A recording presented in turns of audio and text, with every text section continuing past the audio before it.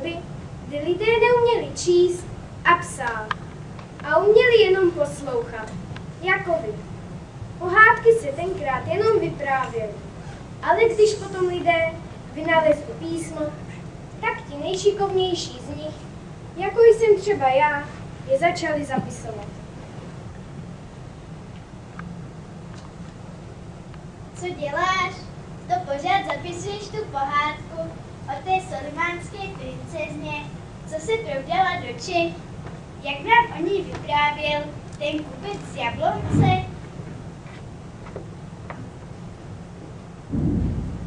To byl pan Lustig. Potřebovala bych s tím pomoct. Nevím, jak začít. Aby to nebylo pořád stejné, mohlo by to začínat. Za lesy hlubokými a kopci oblými rozkládá se česká kotlina. Země je to pěkná. A pokračovat by to mohlo takhle. Rolníci tu v potu tváře pracují, řemeslníci jsou proslulí svou fortelostí, ale jsou tu také loupežníci. A nejukrutnější z nich je arciloupežník Lotrando.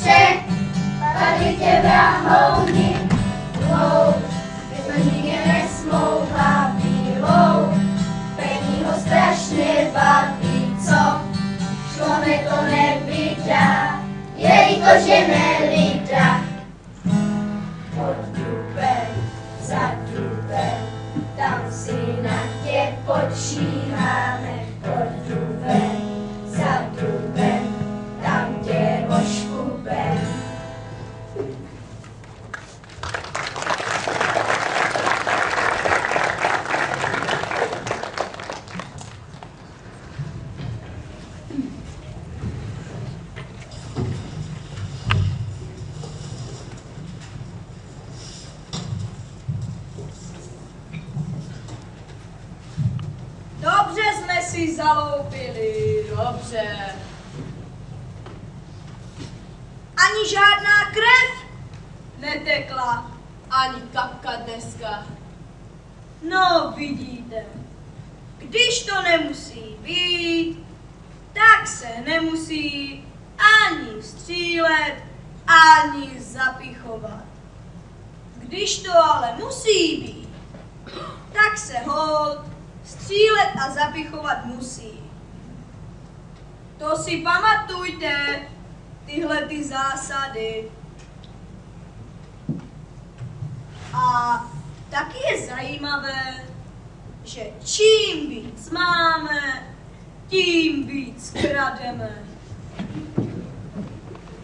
Maceško, a co můj synek? Už spinká? Jo, spinká. To je život. Vlastního dítěte si člověk neužije. Kdy já ho viděl naposledy? Až vyroste, dám ho do školy. Co se směješ? Že na to nemám? Že si ho do nějaké školy vezmou. Ono, počítám, takové neberou. Jaké udělali s mým synáčkem? Kde je?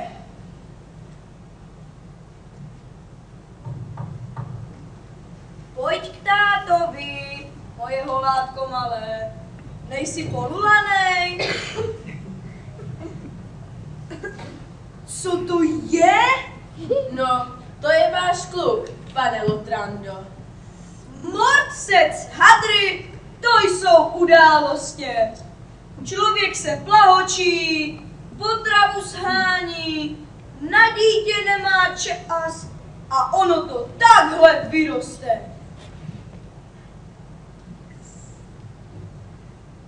A mně bylo divné, že tady nevisí pleny.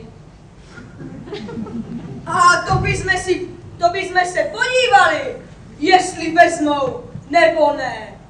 Vykoupat, odvšivit, učesat, obléct.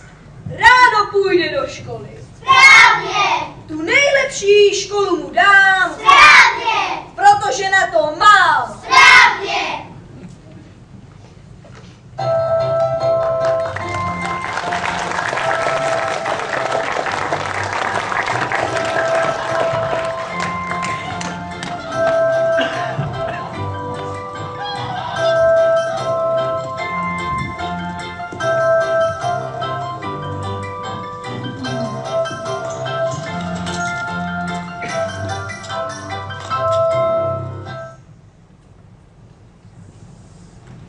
Kluk mi tak nějak přerostl. A proč jste ho nepřivedl dřív? Nebyl čas. Moc práce.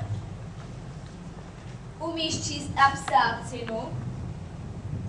Co pak je tohle? Domeček. Kluk není hloupý. Mně to taky přijde jako barák. Vy račte být taky negramotný, pane... Lotrando, jméno mé. Taky vašnosti, taky. Zvlášť po ránu, to jsem zvlášť negramotný. Hřbet nemůžu narovnat. Jsou to holt léta, pane starosto. Říkejte mi, otče Přeborek, pane Lutrando. Jo, aby bylo mezi námi jasno, pan táto Převorek. Já bych nechtěl mít z kluka flanďáka, tedy faráře, jestli mi rozumíte. Rozumím. Chcete chlapci poskytnout vzdělání světské. To je možné, ale poněkud drahé. Mohou si to dovolit jen dobře situovaní.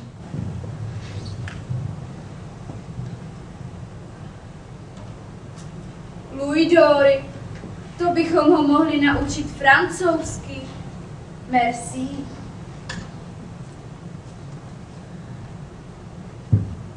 I německy. Danke schön. Takových peněz. Kde jste to jen sebral, dobrý muži? Kde se dalo, pan táto Převorek? Kde se dalo? A o chlapce nemějte obavy, až opustí náš konvikt, nepoznáte ho. A co vlastně dělá tvůj pan otec, milý synu? To já nevím. Ráno se jde dolů do údolí a večer se vrací se zlatem. Tak to on je asi zlatokop. A co paní matka? Je počítám v domácnosti. Já mám jenom mateřku. Maminka zemřela? Neptej se. Říkali, neptej se. Ptal jsem se, ale říkali, neptej se. Tak pojď, musím ti to tady všechno ukázat.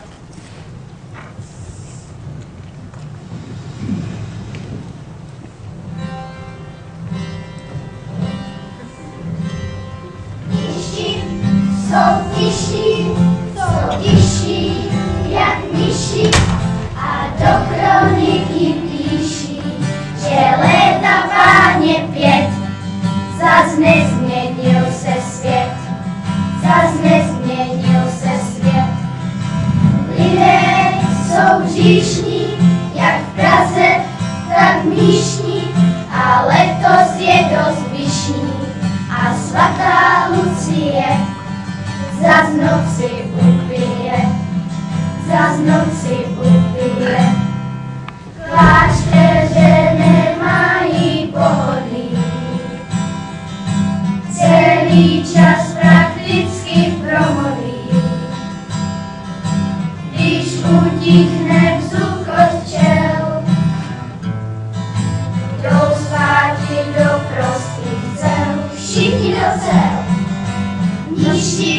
jsou tiší a od lidí se liší, že zájmy mají vyšší a ne ty pozemské, nemyslí na ženské, nemyslí na ženské. Dosti se postí a jen když přijdou hosti, tak ve vší počestnosti si přihnou ze sklínky, však takhle malinký, však takhle malinký. Klášteře nemají pohodlí,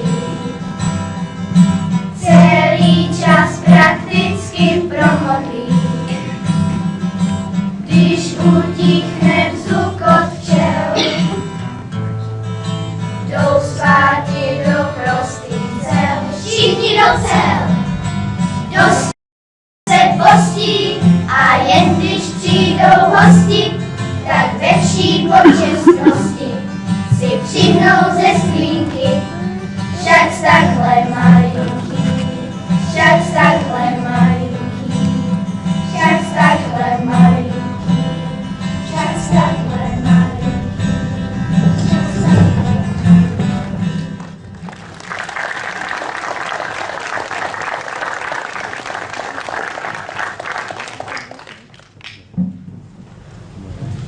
Tak to by byly Čechy. A mezi tím na druhém konci světa, daleko předaleko, za pouští písečnou, u moře Sargasového, je sultánství Solimánské. Tam vládne sultán Solimán. Má velké břicho a velké starosti se svou jedinou dcerou, krásnou, ale nemocnou princeznou Zubejdou.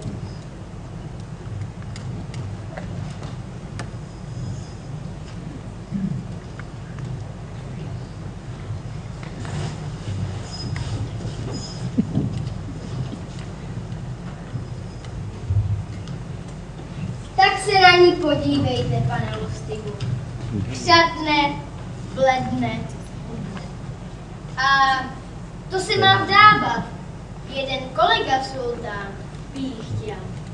Bohatý, má 6 žen, ale když bude takhle bledá, jako chcípáček, pochybuji, že o ní bude zájem.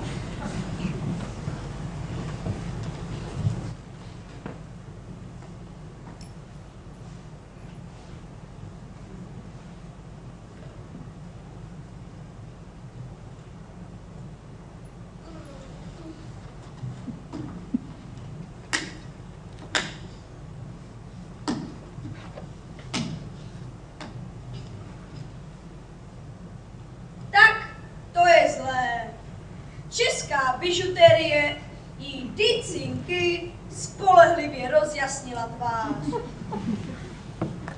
A co jí ráčí bolet? Právě, že nic. Ani na procházky nechodí. Jestli můžu něco říct, sultáne Solimáne. Vládce náš!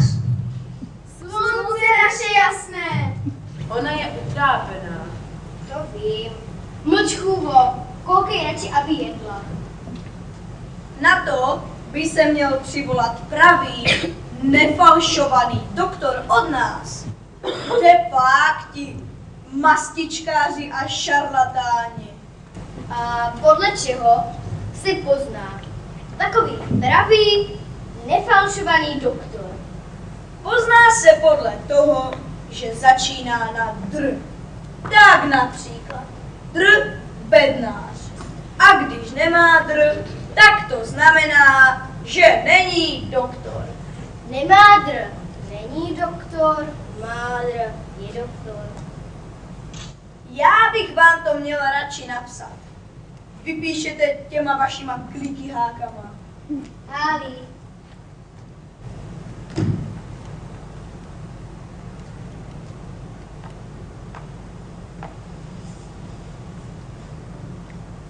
Tak takhle je to po našem.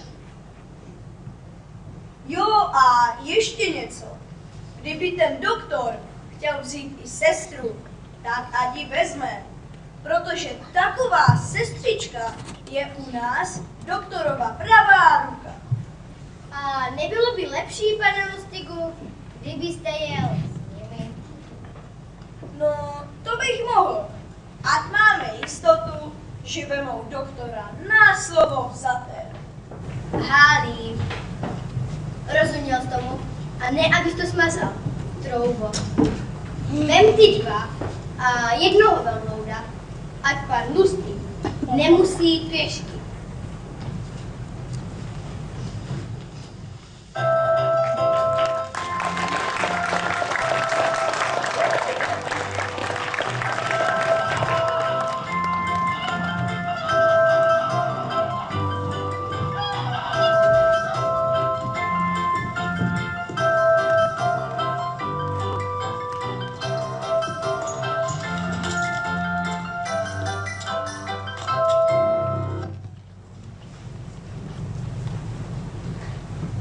A jsme zpátky v Čechách. V České kotlině se zatím z loupežnického synka stával vzdělaný mládenec. Ale pozor, svět je malý a o náhody v něm není nouze.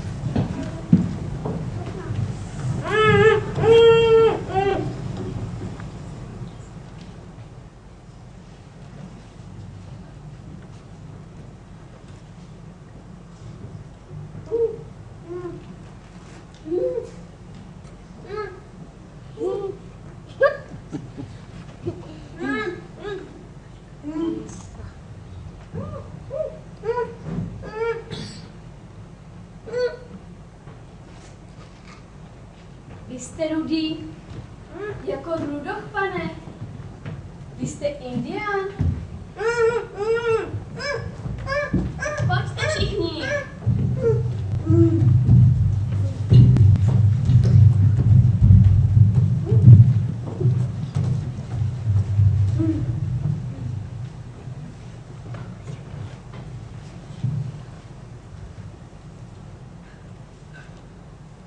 Velice vám děkuji, mládenci. Mé jméno je Lustig a cestuji v bižuterii. Není zač. Myslel jsem, že jste Indián. Bohužel nemůžu sloužit. Neviděli jste tu zahraniční výpravu s velbloudem? Byli jsme přepadeni. Dali jsme tomu starému Lapkovi co proto. Já ho prohnal, ale nestačil jsem utéct.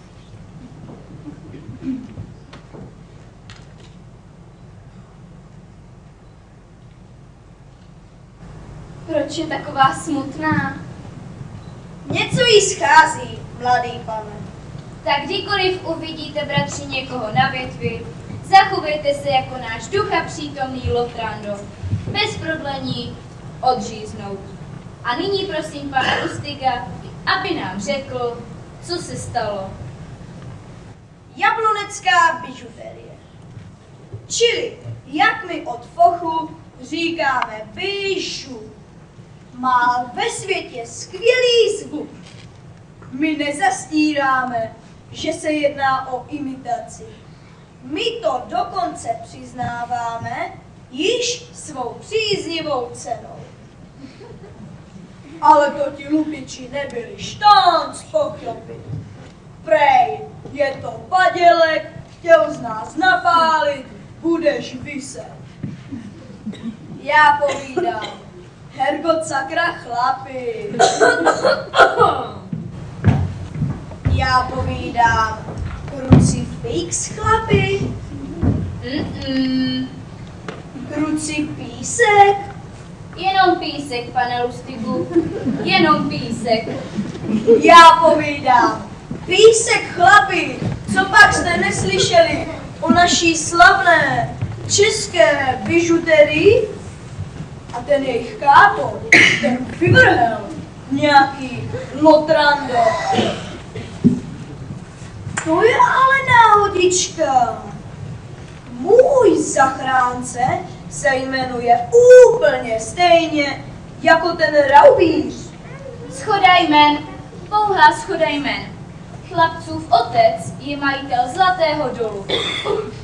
Inu, svět je malý a o náhody v něm není nouze. Tak ten mizera, můžu? Ten mizera povídá, Himmel, Herrgott, Himmel, Laudon, povídá, Laudon, chlapi, povězte ho za nohy na strop. Herrgott, tady se ale těžce přednáší.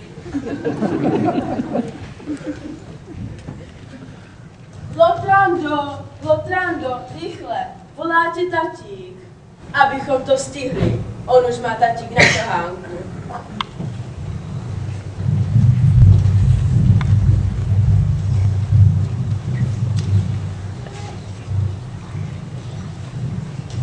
A protože ani v pohádkách se nestávají jen milé a příjemné události, tak i v životě loupežnického synka nastala chvíle, které se žádný živý tvor nemůže vyhnout. Za Lotrandem přišel do školy Vincek se špatnou zprávou. A to, že starý Lotrando má na kahánku. Mladý Lotrando neváhal a vydal se zpátky do loupežnického doupě.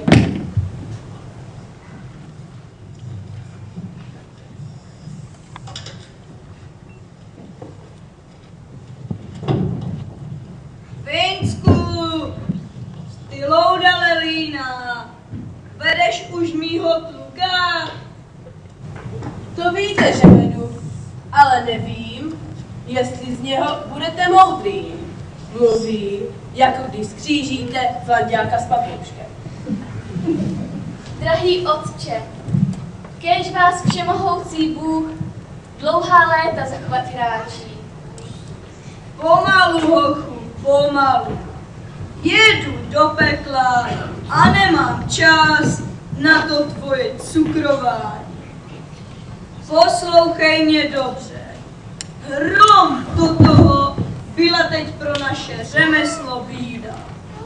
Všichni mě opustili. Je nejvyšší čas, abys to po mně převzal, chlapče. Drahý otče, když si to přejete, převezmu vaše řemeslo a budu jej vykonávat čestně, ochotně a ke všem co nejvlídněji. No, nevím, jak pochodíš v našem řemesle s vlídností. Drahý otče, a smím-li se zeptat, jaké je vaše ctěné řemeslo? Loupežnictví přece. Toho se drž. Loupežnictví. A hlavně nepracuj. Ano, tatínku. V té chvíli loupežníkova hříšná duše zamířila k nebi.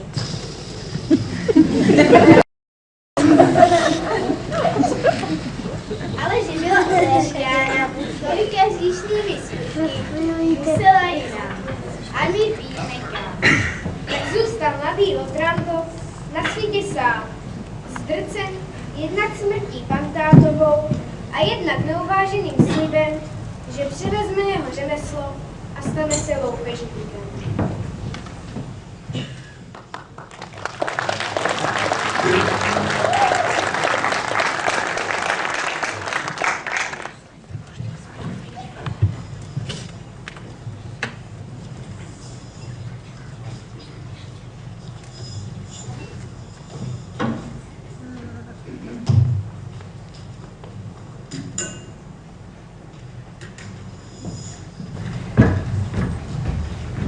Úctivé dobré jítro přeji. Doufám, že nevyrušuji. Prosím vás, pane, co nejsnažněji, abyste se nepolekal, abyste tomu rozuměl. Já jsem strašný loupežník Lotrando. Ale jděte. Ano, prosím.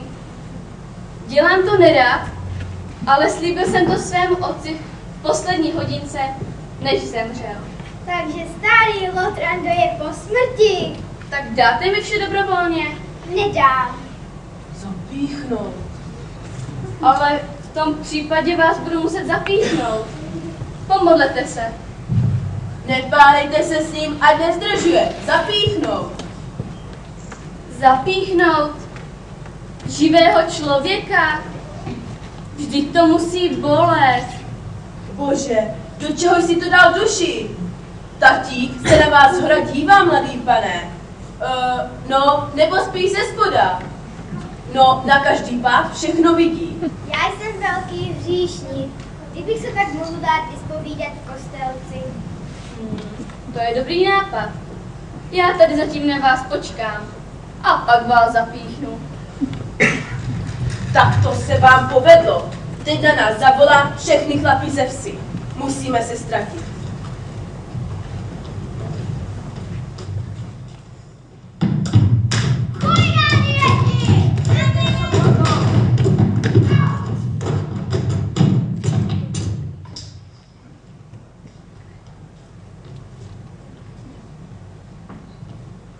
Tak, to je den. A to mám dneska narozeniny. Hodně zdraví, Vinču, mladý pane. Hlavně to zdraví. A kolikže vám je let? No, už jsem plnoletý. Tak to mi spadl kámen ze srdce. Vaše máti, teda paní Madla, než váš tatínek poslal do otroctví, mi řekla, že až budete plnoletý, mám vám dát tohle na památku. Ona neumřela, matička moje drahá. Poslal ji do otroctví, tatíček můj drahý. A taky jsem starému Lotrandovi slíbil, že se o vás postarám, dokud nebudete plnoletý. A to jste právě dnes. Takže já končím. Vy na to loupežnictví stejně nejste. Všechny ty školy vás úplně zkazily, tak s Bohem.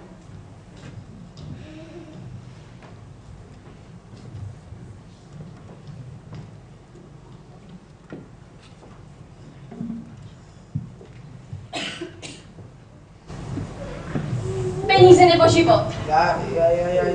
Jášku, peníze nemám. Co ti můžu dát, je jen holý život. No, a nebo chleba s tvarohem. Chleba s tvarohem nebo život? To už jsem tak viděla. Uma.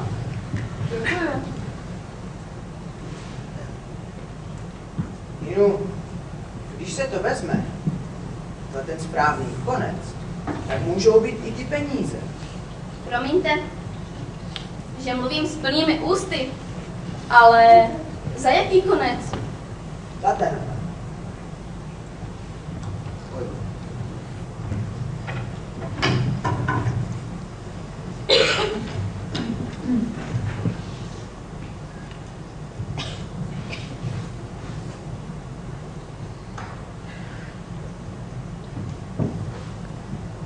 Co mi to vyrazilo na čele? To bude asi pot. To je zdravá věc.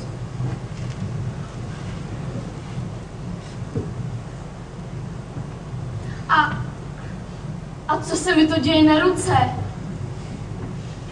No, jestli to nebudou mozoule. Mozoule jsou zdravá věc.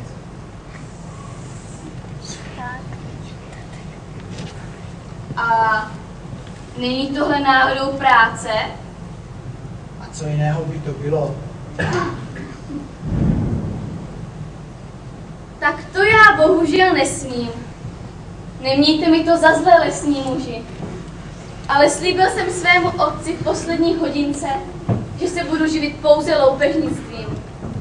Tatínkova poslední slova byla nepracuj. Tak to se nemusíš bát. Tohle žádná práce nebyla. To bylo jen takové šolíchání. Bez legrace. Delegace. Ty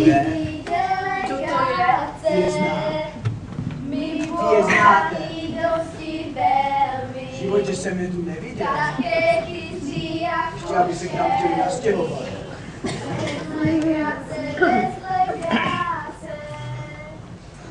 Nás připraví o práci.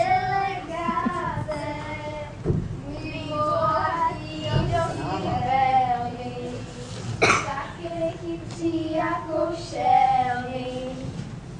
Já, velký Hálí, kdo ty? Já Drboštěp a jmenuji se Drnec. Napsat to. Napsat to? Já to napíši za něj. Děkuju.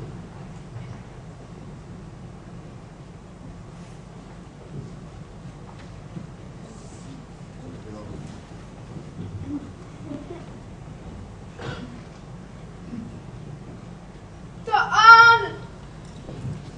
Pane, ty uděláš, že ty teď budeš s náma. Japato. Japato, protože náš sultán Solimán, vládce náš, Co to budnou? slunce naše jasné, tě potřebuje jako sůl. A ty budeš bohatý, jako se ti nezdálo z posteli o tom. Tady máš foršu. Já jsem z toho Tumpachový. Co tomu říkáš? Práce v zahraničí bývá mnohem lépe placená. Ukažte. Měna je to tvrdá. Dáš kupání velvyslanci? Musel bych se zeptat ženy. Ojí, Máni, Když vy u vás musíte ptát ženy, zeptáme ženy. Bez legrace, teď vám cizí delegace, my bohatí dosti velmi, také chytří jako šelmy. Bez legrace, teď vám cizí delegace, my bohatí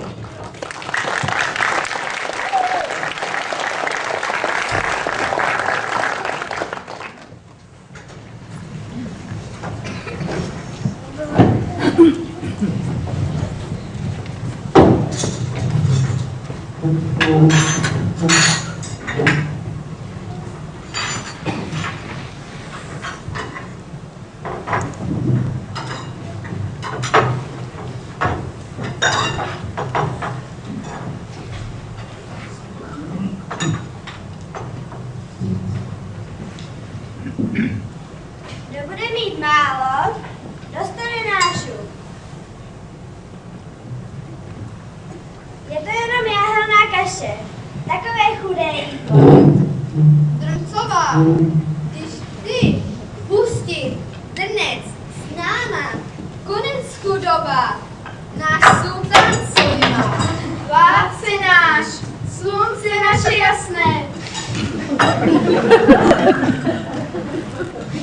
Nechte toho, tady nemusíte, až doma, náš sultán Solimán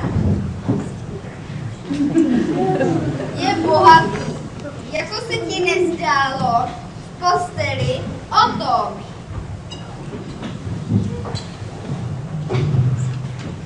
Toto dárek pro tebe.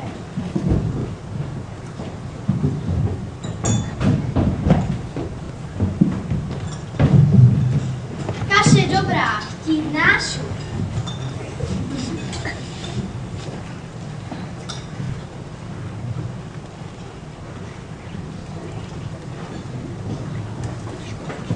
To myslíte, že by si náš táta viděl i na novou střechu? On bude zbohatlý. 3 střecha budeš mít nad sebou. Nad sebou? Jak pak se jmenuješ? Hálí. A ty? Bélí. A ty? Zelí. Já doma mít taky takové dítě, jako jsi ty. A jak pak se jmenuje? Malé zélí.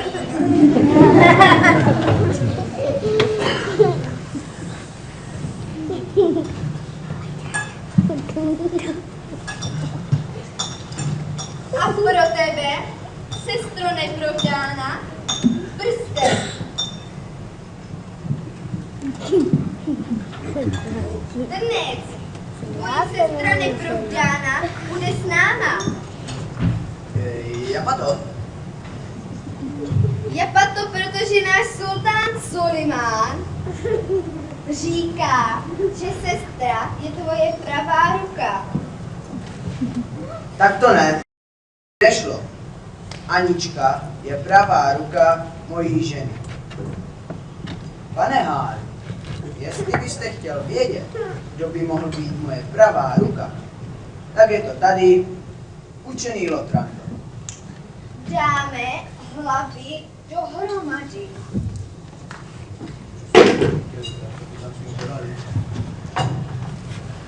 Dnes ty zlobíš, ale ať je po tvojemu. Děkuji, pane Drnec. Poznám cizí kraje a porovnám je s vědomostmi získanými četbou knih.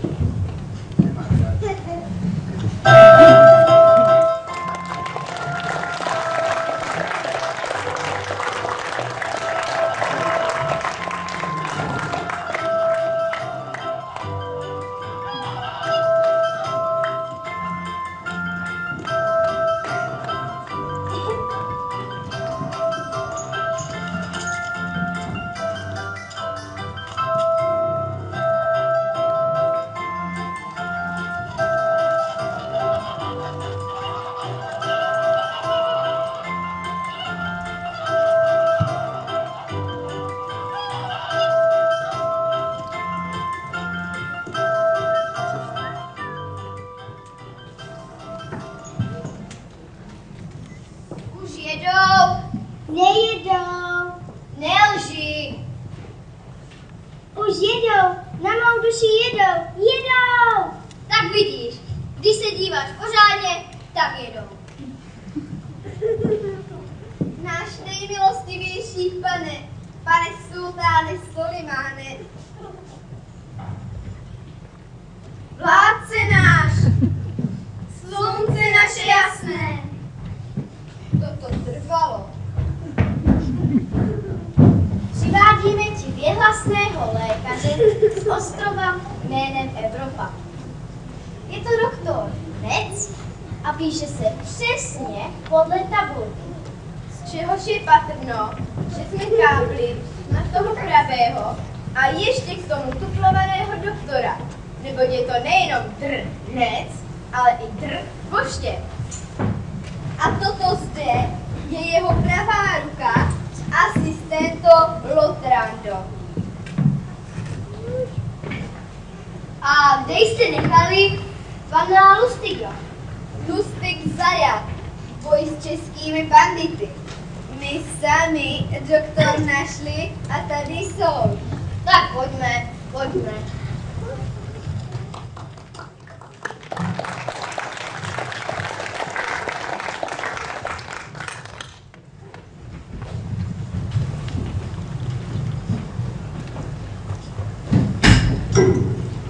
Tak si na ní podívejte, pane doktore. Máš ji prohlédnout. Já.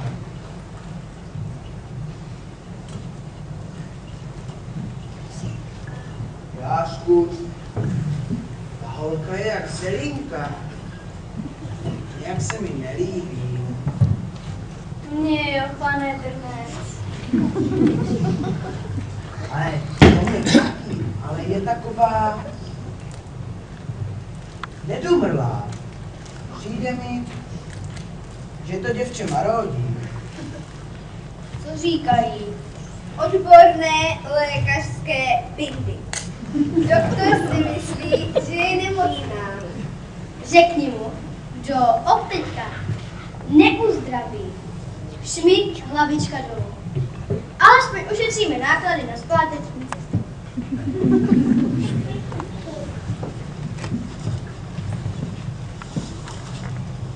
Odkud jste, mládeže? Zadní lhota, odmakov čas. Vy mluvíte po našem, paní? Víte, já jsem jenom prostá chůva a sultán na mě moc nedá.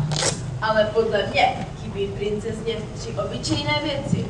Pojď prosím tě, ještě se ztratíme, jsi fakt hrozný. Lama? A tatínek to myslel vážně? Že ti 2 přijdou o život, když mě neuzdraví?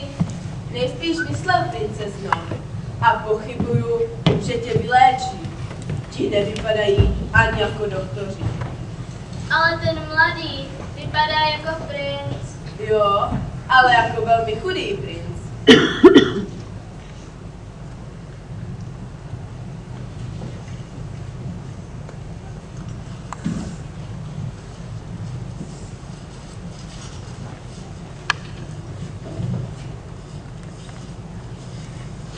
Soliman říkal, když léčení nepovedlo, vy kratší o hlavu. To děláme tam na tom špalku.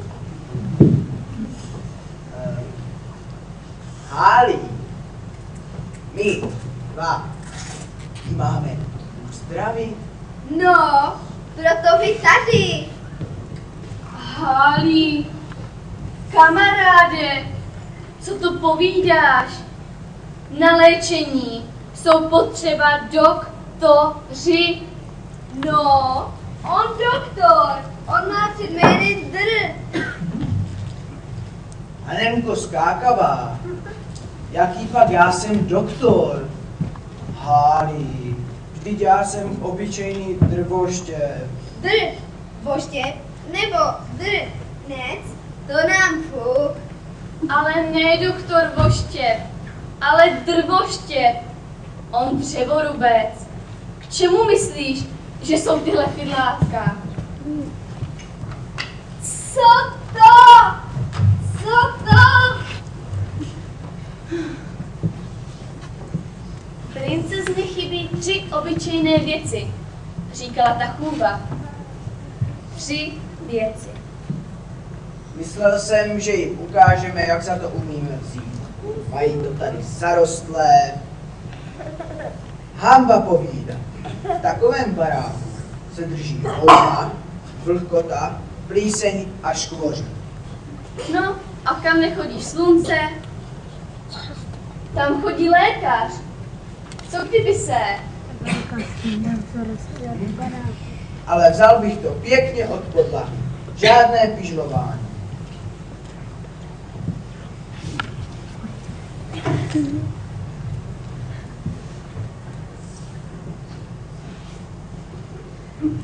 A teď si možná říkáte, to už není žádné šolíkání.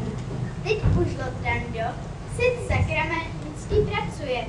Inu asi pochopil, že jsou v životě chvíle, kdy to bez práce opravdu nejde. A že? Ale to je tak mezi námi. Ne všechny rady rodičů bývají vždy moudré.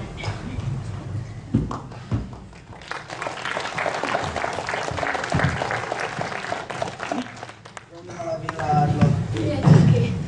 Podívám se, co nám Máňa nabalila na cestu.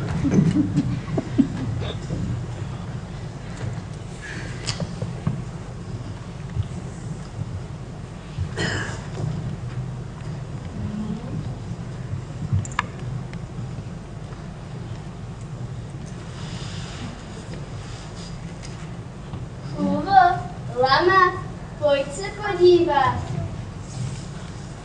Co to tu voní? Udělali nám tady pěknou paseku. Co by to vonilo? Dřevo a smůla. Ne, ještě něco. No, jestli on to nebude ten můj chleba s tvarohem. On totiž ten tvarok, čím je starší, tím víc voní. Dej mi kousnout. Princezna loudí o jídlo. To tu ještě nebylo. Tak si pojď pro něj. Kousneš si a stejně to vyplivneš. I ne.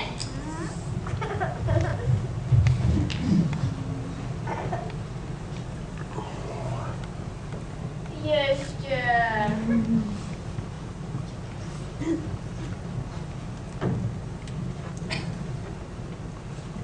drnec, co ty vypiješ? Všechny stromy na Maděru, co až to uvidí náš sultán Solimán, vládce náš. Slunce naše jasné.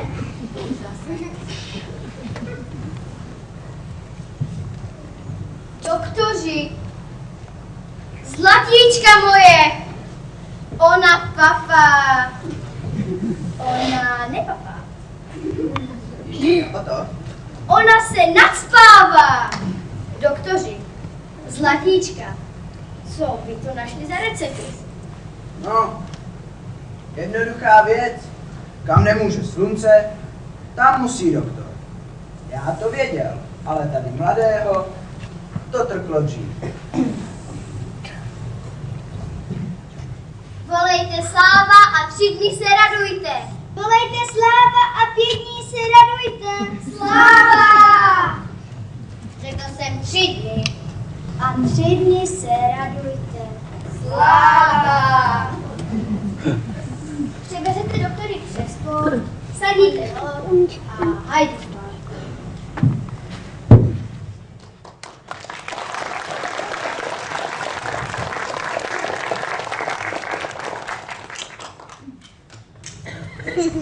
No jo, ale kde vězí ten kluk?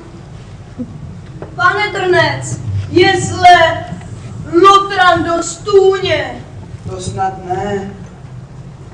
Aby to tak byl úžek.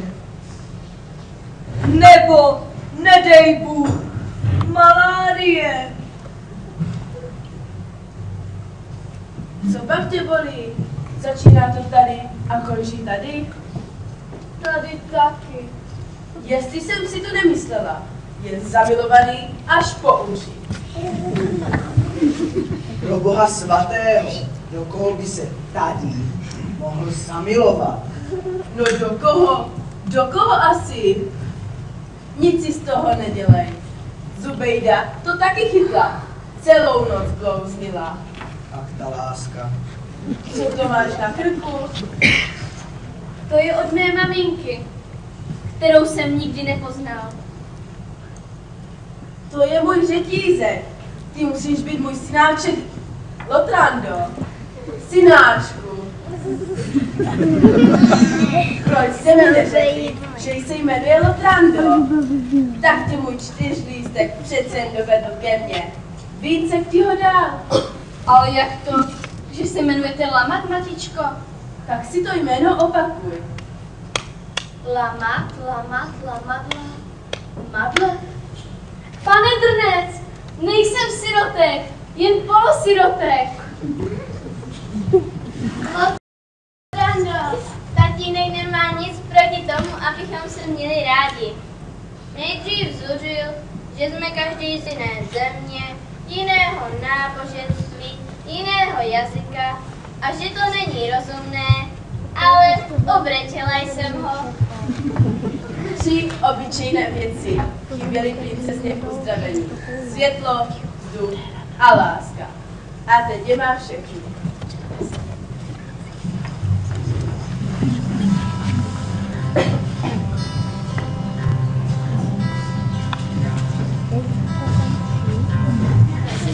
Něco překrásného, nám se stalo něco divného. Našla dívka kluka nešťastného, zamilovala se do něho. Jím se stalo něco překrásného, jím se stalo něco divného. Našla dívka kluka nešťastného, zamilovala se do něho. Já jsem ten nešťastný, já jsem ta slečna, je z toho najednou láska neskutečná. Na světě mě pra nic netěšilo, teď mi přijde, že je bezvadný. Mně se taky zdá, že je tu milo, že přibrala jsem kilo za 2 dny. Ptali se jí, proč si vyvolila právě toho muže za muže. Řekla, že to způsobila síla, která všechny síly přemůže. Jim se stalo něco překrásného, jim se stalo něco divného. Našla dívka kluka nešťastného, zamilovala se do něho. A jak to tak v životě chodí, skončilo to svatbou. Lotranda se oženil se Subejdou a spolu s Drvoštěpem Drncem se vrátili zpátky do Čech. A vy byste asi nakonec rádi věděli, jestli spolu měli děti. Měli. A představte si, ani jedno z nich se nestalo loupežníkem.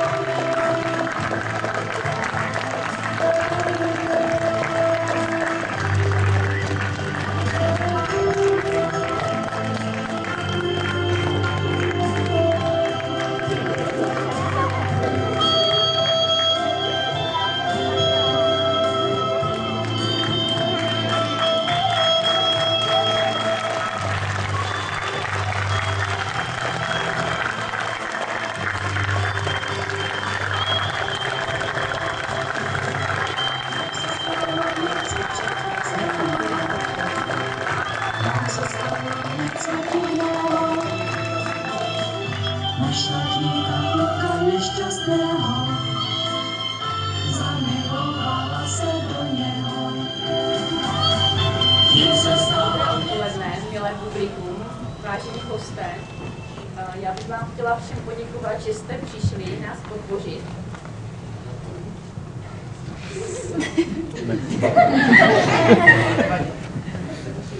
A bylo to slyšet? Ano.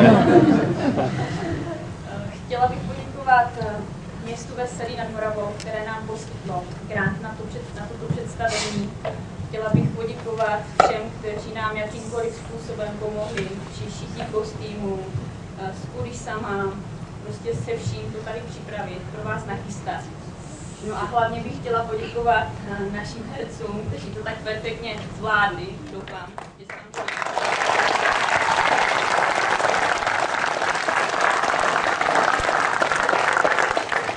chtěla bych vám je také představit, abyste věděli, kdo vám hrál dneska. Poprosila bych pana ředitele teda.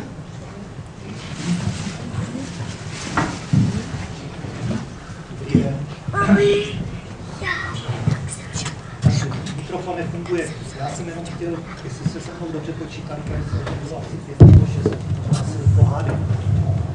Ty pohádky aspoň nám trošku něco připomněly, ale především bych chtěl říct, že naši herci se opravdu vyznamenali. podobný. Chtěl bych říct, že není malých rolí, a protože každý herec potřebuje ples publiku. Vy jste byli skvělé publikum. Děkuji.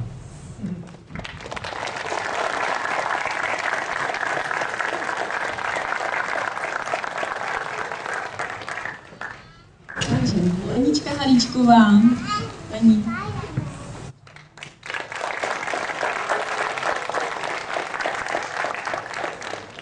Anička Horňáková.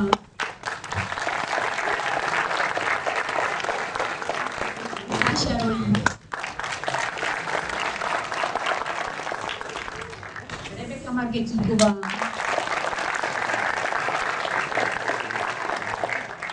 Kája Minašíková. Jožka Podloucký.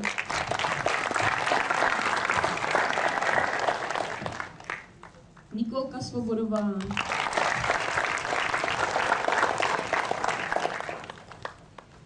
Dominika Uherková.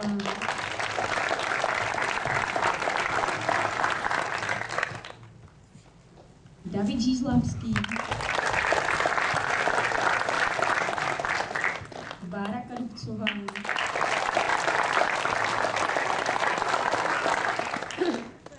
Klárka Oselková.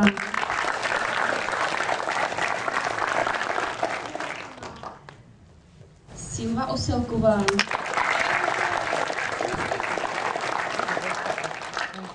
Sapča Horčicová.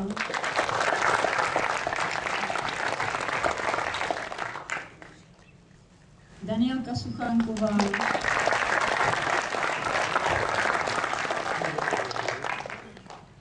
Lucka Zábranská. Simona Zajíčková.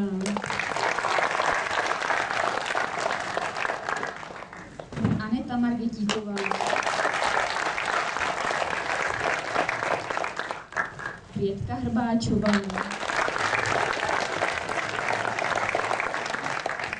Patrik Polášek.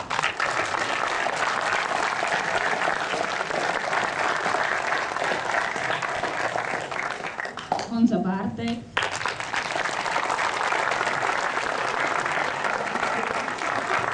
Kája Helešicová. Kristýna Heráková. A Anička Nováková.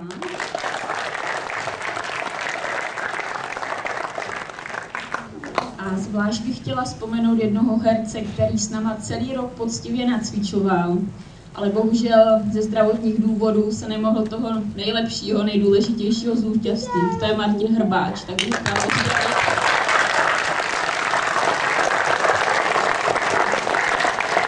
přát mu, ať se brzo uzdraví, ať má pěkné prázdniny aspoň. Tak a já bych chtěl poděkovat ještě úplně na závěr ten, kdo se o tom asi nejvíc zasloužil, kdo našel, nacvičil a myslím si, že tam měli spoustu práce na soustředění, takže kolegyně Alešníková, kterou tímto bych rád, ale omlouvám se, kde je druhý, respektive, pardon, já se omlouvám, pozval bych ho na manžel pan Alešník.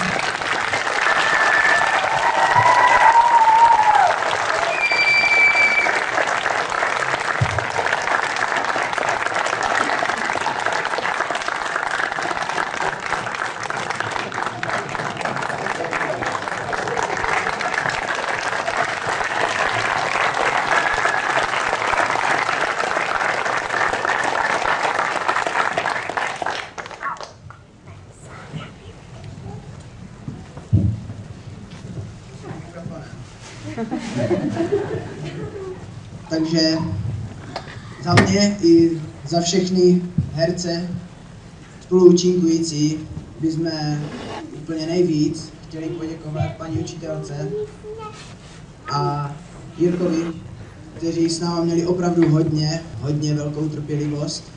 A myslím si, že ze začátku nám děkovali některým, že jim můžeme pomoct nacvičováním, a potom si myslím, že toho spíš litovali, že nás vzali. Protože opravdu bylo to s náma hodně těžké, si myslím. ale tak nakonec jsme to snad tak nějak tak jako zvládli a vypadalo to tak, jak to vypadalo.